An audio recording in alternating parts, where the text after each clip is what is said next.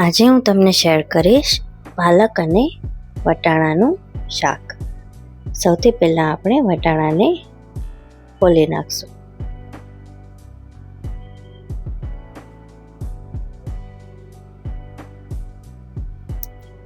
વટાણા બધા ફોલાઈ જાય એટલે એક બાઉલમાં વટાણાને બાફવા માટે મૂકી દઈશું.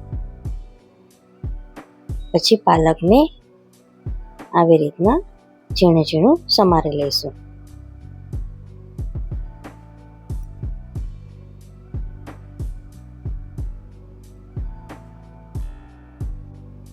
પાલક સમારાઈ જાય એટલે એક મિક્સર બાઉલમાં એને એડ કરી દઈશું. પછી એમાં લસણ, મરચાં અને થોડું દહીં નાખીને એની પેસ્ટ બનાવી લઈશું. આપણે પેસ્ટ બનાવી ત્યાં સુધીમાં આપણા વટાણા તૈયાર થઈ ગયા છે.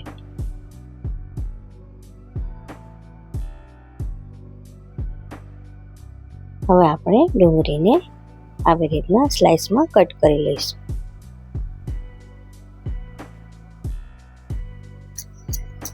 હવે આપણે શાકનો વઘાર કરીશું. મેં અહીંયા માટીનું વાસણ લીધું છે.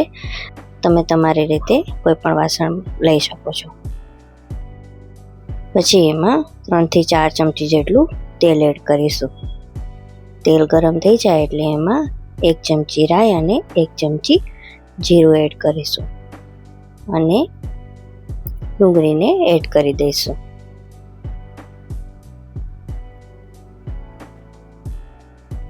ડુંગળી થોડી ચડી જાય એટલે આપણે એમાં ઝીણા સમારેલા ટમેટા એડ કરી દઈશું અને વટાણાને પણ એડ કરી દઈશું. પછી એમાં 1 ચમચી હળદર, 1 ચમચી ધાણા જીરું પાવડર, 1 ચમચી લાલ મરચું પાવડર અને 1 ચમચી મીઠું નાખીને મિક્સ કરી દઈશું.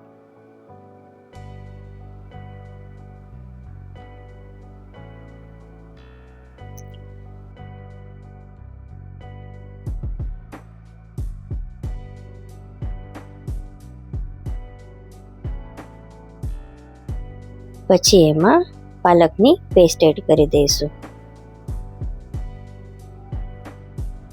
બધાને સરસ રીતે મિક્સ કરીને 3 થી 4 મિનિટ સુધી ચડવા દઈશું.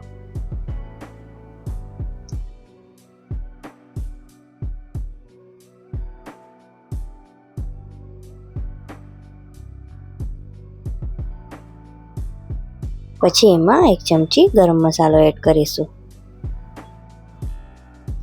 અને ફરીથી મિક્સ કરીને 2 મિનિટ સુધી ચડવા દઈશું. તો તૈયાર છે આપણું પાલક વટાણાનું શાક.